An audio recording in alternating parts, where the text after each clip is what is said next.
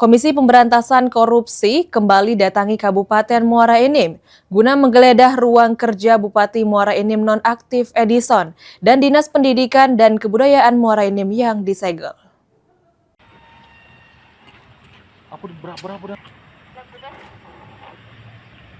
Pasca penyegelan sejumlah ruang di Dinas Pendidikan dan Kebudayaan Muara Enim dan ruang kerja Bupati nonaktif, KPK kembali ke Muara Enim melakukan penggeledahan.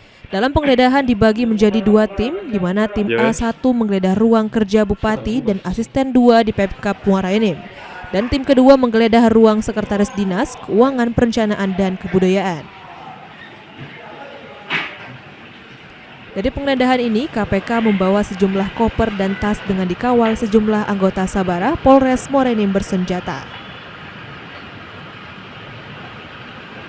Selain di kantor Pemkab dan kantor Dinas Pendidikan Kebudayaan Muara Enim, KPK juga mendatangi rumah Dinas Bupati Muara Enim dan mendatangi rumah Sekdis Pendidikan dan Kebudayaan Muara Enim. Mardiansyah, PAL TV.